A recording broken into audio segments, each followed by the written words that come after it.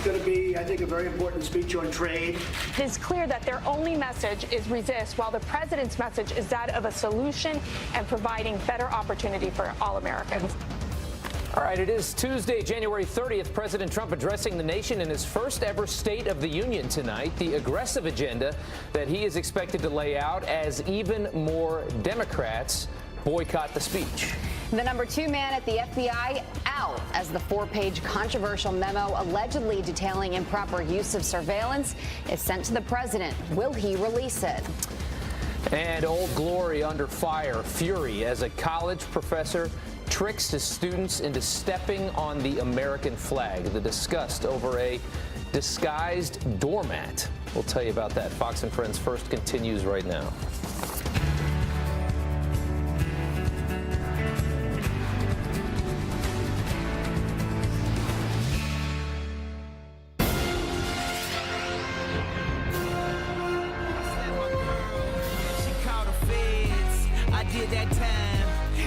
That bread, I'm headed home, I'm almost there, I'm on my way, headed up the stairs, to my surprise. Who doesn't like a little Kanye to get you going at 5 o'clock in the morning on the East Coast? It blends well with a picture of the Capitol. It does, right? It just makes you think of politics. Good morning. You're watching Fox and Friends First on this Tuesday. I'm Jillian Mealy. And I'm Rob Schmidt. Thanks for getting up early with us. To our top story this morning, President Trump will deliver his first State of the Union address tonight, and he'll lay out his very aggressive agenda for 2018. But more and more Democrats are vowing to boycott this big speech. Griff Jenkins joins us live from Washington, D.C. with what we can expect. Good morning, Griff. Good morning, Jillian and Rob. When it comes to the bully pulpit, it doesn't get any bigger than this. And the headline will be the booming economy, record-smashing market growth, and unprecedented job creation. But it won't all be a victory lap. The president says he will also use the occasion to push for bipartisan action on immigration.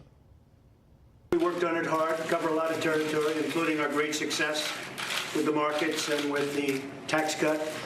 And it's a big speech, an important speech. We cover immigration, and for many years, many years, they've been talking immigration. They never got anything done. It's got to be bipartisan because the Republicans really don't have the votes to get it done in any other way. This comes on the heels of the White House releasing their plan with the pathway to citizenship for 1.8 million Dreamers and $25 billion to build a wall. But Democrats aren't buying it. For right now, if you really do care about the Dreamers, there is an agreement to be reached. And it has been presented, and it seems like the president is right there, and then he's not. To put a wall there is, in my view, ineffective, too expensive, almost immoral. The president will also address infrastructure, trade, and national security. And while the White House says he'll try to strike a unifying tone for all Americans, at least 11 Democratic members are planning to boycott this speech. The list includes civil rights icon John Lewis, outspoken critic Frederica Wilson, and Maxine Waters, who joins a list of 5 Democrats giving alternative State of the Union speeches. Also speaking besides Waters is Bernie Sanders, Donna Edwards, and Elizabeth Guzman. But the official party response will come from Massachusetts Congressman Joe Kennedy. Finally, guys, we hear that some Democratic women members plan to wear black in support of the Me Too movement. The White House is calling this must-watch TV. We'll see who tunes in. Oh, yes. I'm sure a lot of people will. Thank you, Griff. The Democrats who plan to boycott tonight's State of the Union say they're doing it to send a message to President Trump.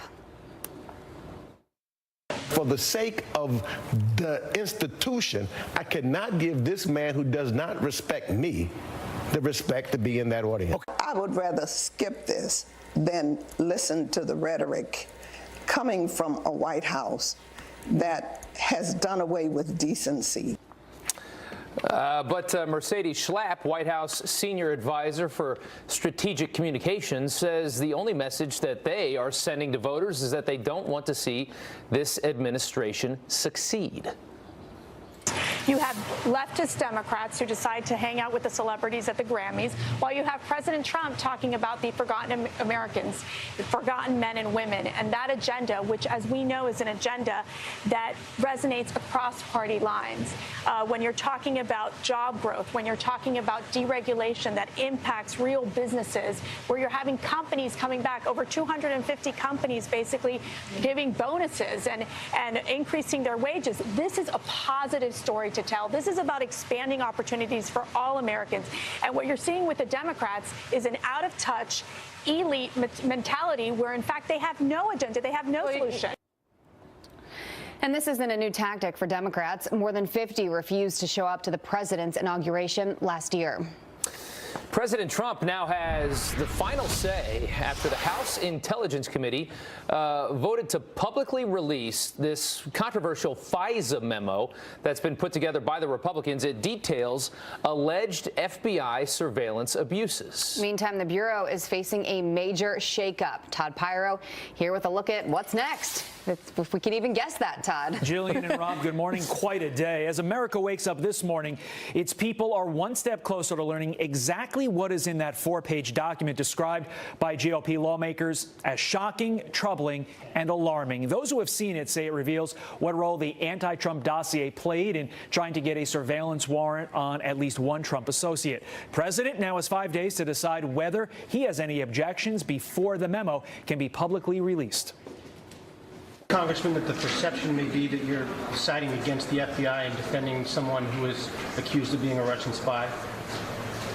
We are not defending anybody. This is about the process. And when you read the memo, assuming the president, who will share it, I suspect, with DOJ and Department and FBI as a part of his review for national security equities.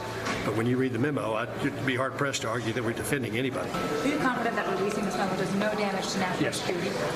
Yes. The memo vote came hours after top FBI official Andrew McCabe was, quote unquote, removed as deputy director.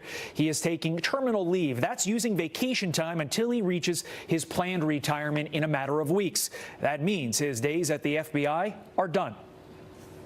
Can you say definitively then that the president did not play a role in Andrew McCabe stepping down? Yes, I didn't say the president wasn't part of this decision-making process, and we would refer you to the FBI, where Christopher Wray serves as the director, which, as I said last week, and I'll repeat again today, the president has full confidence in him and has put the decisions at the FBI in his hands. As you might expect, Democrats blasted both the decision to release the memo and McCabe's departure. Former FBI Director Jim Comey also weighed in, tweeting that, quote, small people were trying to tear down the FBI. Jillian? Much more to come on that, Todd. Yes. Thank you. Well, McCabe, just the latest in a long line of recent shakeups at the FBI and DOJ. In May of 2017, President Trump fired FBI Director James Comey. Agent Peter Strzok was removed from the Mueller investigation in August. FBI lawyer Lisa Page then left the special counsel's office a month later. Associate Deputy Attorney General Bruce Orr was demoted in December. That same month, General Counsel James Baker was reassigned. FBI Chief of Staff James Rybicki left earlier this month, bringing us to the very latest shakeup. Deputy Director Andrew McCabe being removed from his post. We'll talk a lot more about that here in the coming minutes. Other news now, fears of another terror attack after an erratic driver hits just one person, thankfully with his car. Philadelphia police say it is not clear if more people were targeted. Another driver was able to block the car with their own vehicle. That's when an off-duty officer confronted the man, the driver, before then being attacked. That officer firing at least 10 shots, hitting the man in the head. The unidentified suspect later died. Nobody was seriously hurt. President Trump rejecting the idea of peace talks with the Taliban after a string of deadly attacks in Afghanistan. I don't think we're prepared to talk right now. It's a whole different fight over there. They're killing people left and right. Innocent people are being killed left and right.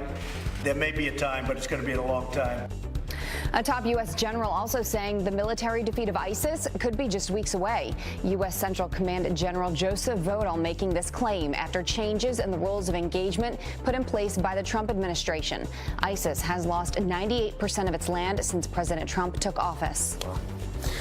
All right, keeping America safe. Homeland Security is again rolling out tougher security measures for refugees from 11 high-risk countries. Department Secretary Kirstjen Nielsen has not named the countries, but those measures include additional scrutiny. The smuggling technique turned into a tragedy last July when 10 undocumented immigrants died after sitting in the back of a hot tractor trailer.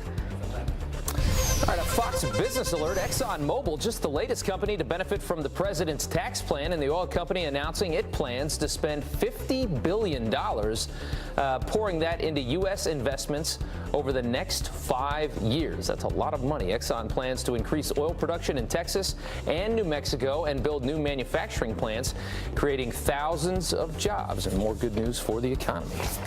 It is 10 minutes after the hour. While the president addresses the nation, the world will also be listening. From North Korea to ISIS, our next guest says tonight is President Trump's best chance to set the record straight on foreign policy. And the Father, Son, and Holy Ghost, no more. How the PC police are trying to take gender neutrality to biblical proportions. It's very disappointing when you hear that, certainly with my daughter or any child. You know, they certainly don't deserve that.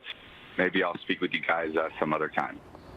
Patriots QB Tom Brady giving a Boston radio station the cold shoulder, why he's being forced to defend his family just days before the Super Bowl.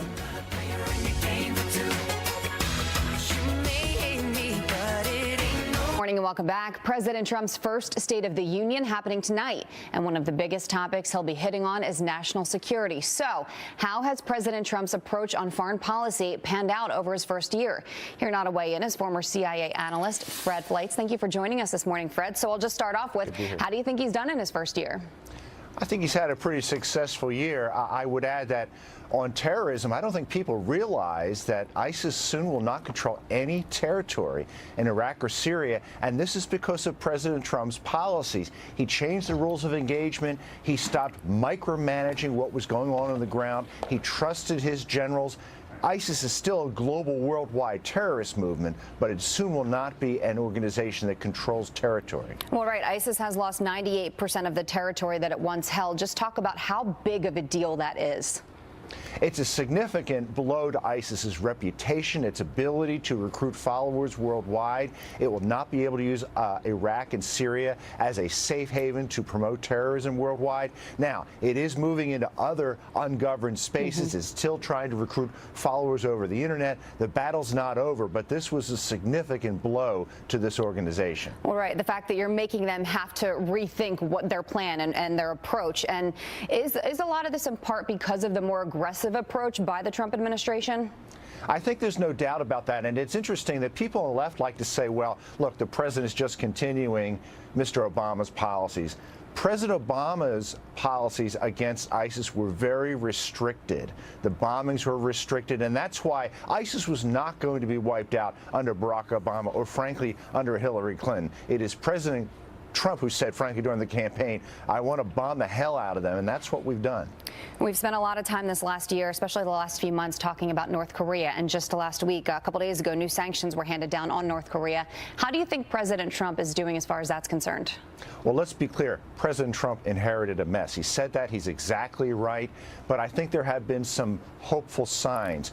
Bear in mind, early this month, North Korea turned on a North-South military hotline that was turned off during the Obama administration because it is concerned about President Trump. It fears President Trump, and I think there are some signs it may be willing to enter talks. I am worried that this might be just propaganda, but we know that the policy of the last administration of doing nothing, of strategic patience, only encouraged the North Koreans to advance their missile and nuclear programs. President Trump is standing up to them. He's passed very tough resolutions in the UN Security Council. He's pressed China to cooperate with UN sanctions. There's some hope on the horizon. What's your message to people who at this point are still uncomfortable with the rhetoric, with the way President Trump speaks about North Korea and about Kim Jong-un? Well, there are many who said, look, President Trump has caused tensions to surge with North Korea. In 2013, there was a crisis with North Korea that was so severe that several nations evacuated their embassies from the capital of North Korea. So let's not claim these tensions are Mr. Trump's fault. He is standing up to a nation that has been posting videos on the internet to nuke the United States. He's threatening nuclear war against this country, and I think he's basically saying to North Korea, we're fed up with these threats. You have to denuclearize. Before we let you run, is there anything you specifically would like to hear tonight? I would like to hear President Trump say, I am backing out of the fraudulent nuclear deal with Iran. It is not stopping Iran's nuclear program. It actually is giving Iran an opportunity to advance this program while pretending to cooperate. And I think the time is up with this program, with this agreement. I think the president has to say, I'm planning on getting out of it. All right, Fred, thank you very much for joining us this morning. We appreciate it. Good to be here. Rob. All right, 18 minutes after the hour, brand new fallout after a high school teacher attacks our nation's heroes. They're not like high-level thinkers. They're not academic people. They're not intellectual people. They're the freaking lowest of our low. Not smart. Now the Pentagon is firing back. We'll talk about that. The freaking stupid Uncle Louie or whatever. They're dumb. They're not like high-level thinkers. They're not academic people. They're not intellectual people. They're the freaking lowest of our low. Yeah, well, a Southern California teacher sparking fury with his anti-military rant, and it went viral. Yeah. This morning, the Pentagon is responding, and Kelly Wright is live in Washington with more on that. Hey, Kelly. Good morning to you, Rob and Jillian. An alert student recorded his teacher's anti-military rant. You were just listening to some of it. Let's listen to it again.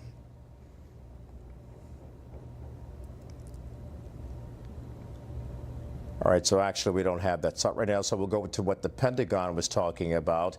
And the Pentagon was basically saying from Amber Smith, she went on to say, I have seen maybe a few things that he said that were very uninformed, and I think that's an excellent example of who we would like to connect with and inform them with an accurate language or information image rather of those who are serving and why they serve.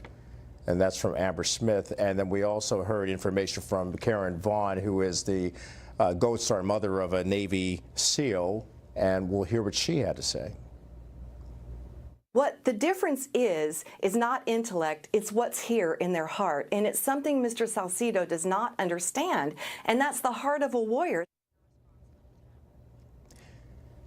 All right, so we also got some Twitter response, and a lot of people on Twitter were actually advising Salcido on what he should and should not do. A 17-year-old student, by the way, recorded that and Salcido's comments, and he has a father and two uncles who served in the Marines and in Vietnam and the Gulf War in Afghanistan.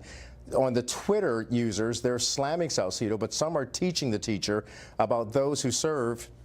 Like this tweet, for example, I'm a veteran. I teach college and have a PhD. You embarrass me. I won't hate on you. I pray, though, you find a new line of work because you are what is wrong with our youth today. So, Rob and Jillian, you know, I served in the Army for about 4 years. I was a sergeant, and when I hear comments like this from any teacher, especially the language that he used to convey his message to the students, which was foul, shouldn't have been done. My suggestion is that he spends this time to go out and visit VA hospitals. He talks to veterans. And by the way, he visits an active military unit to see how much work these men and women do in service to their country. Yeah. Absolutely. And what a great kid to record that conversation and expose this kind of nonsense. Absolutely. Kelly, thanks you so much, and thanks for your service. Yeah. We appreciate Sure. that. Yeah.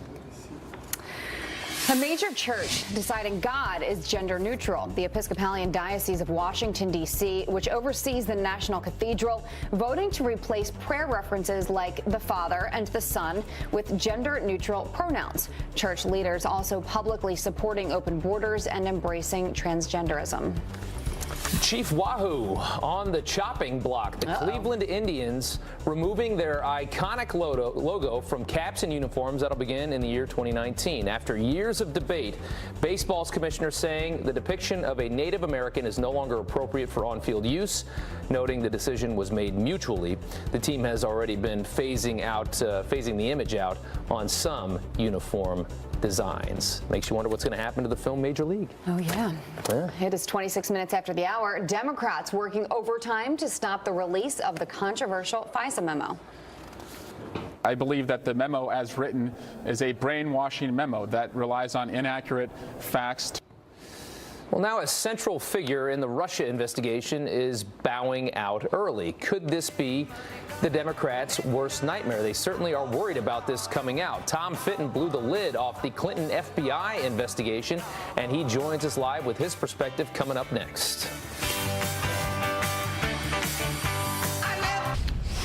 President Trump will now be the deciding factor in whether the controversial FISA memo will be released as the House Intelligence Committee sends it to his desk. Democrats wasting no time slamming the move as political. I believe that the memo as written is a brainwashing memo that relies on inaccurate facts. I think we have crossed a deeply regrettable line. Today, this committee voted to put the president's personal interest, perhaps their own political interest, above the national interest. All right, joining us now is the president of Judicial Watch, Tom Fitton. Tom, thanks so much for coming on this morning. I guess my first question is, it certainly looks like Christopher Wray took a look at this document, this 4-page document on Sunday, and then potentially fired Andrew McCabe yesterday. Is that what you see as probably happened here? Well, I think the potential disclosure of information implicating Mr. McCabe, both in the memo and perhaps in the pending IG reports. There was noise about the IG report in the reports yesterday that Wray may have referenced the IG report in removing Mr. McCabe.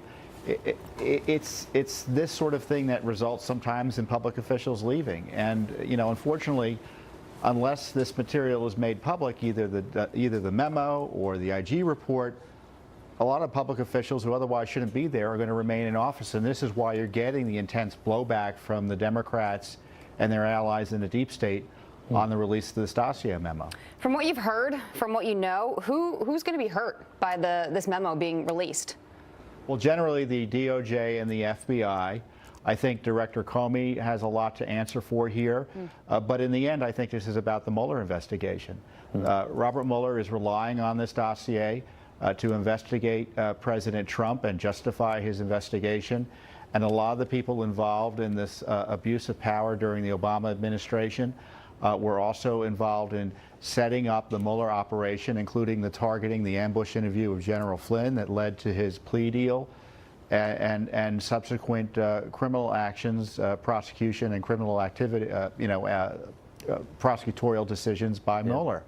This is what the FISA debate's about. The FISA memo debate is about whether Mueller's operation is legitimate or not.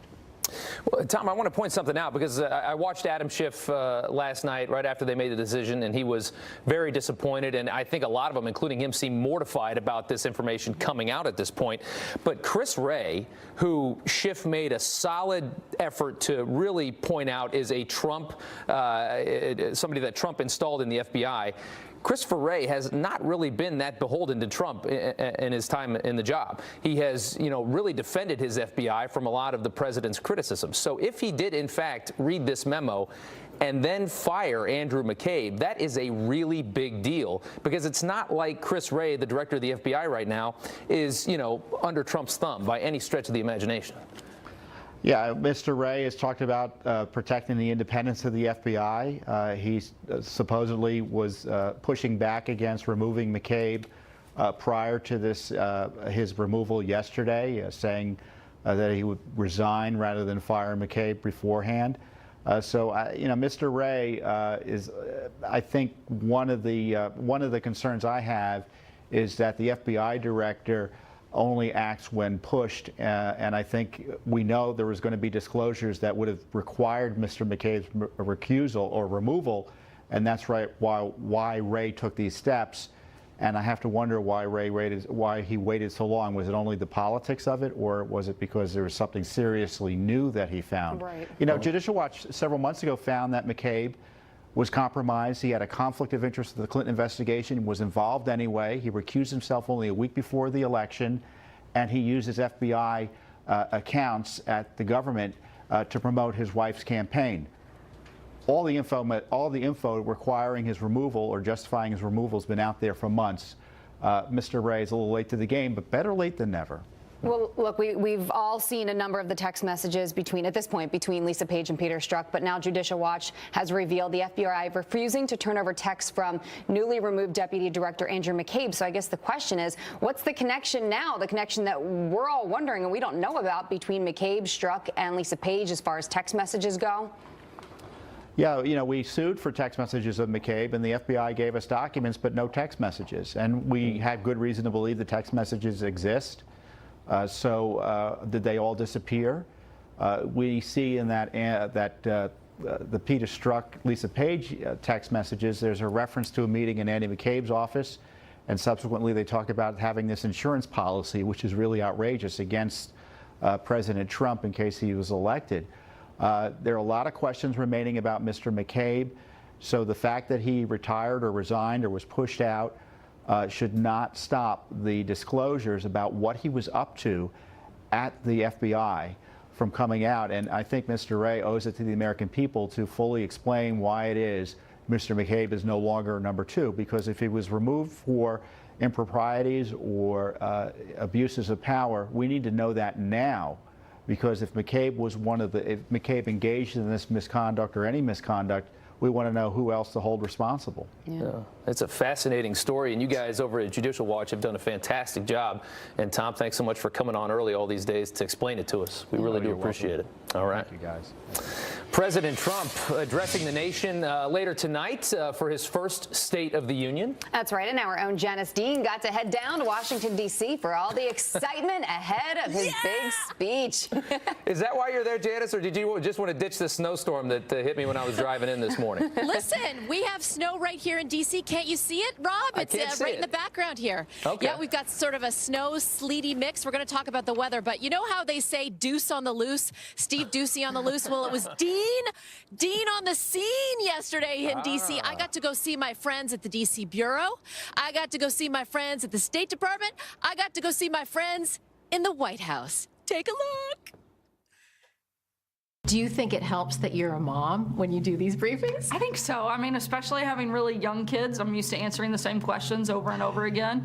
I have a lot of patience in doing that, probably because I have a 5.5, a 4, and 2-year-old, and so that certainly, I think, helps. But I think it also makes sometimes our message a lot more relatable, because the people that are here on the front lines, and we have a lot of moms that are actually, you have Kellyanne Conway, Mercedes Schlapp, we have a lot of women around this president. So I think it helps us show a different side that everybody doesn't get to see.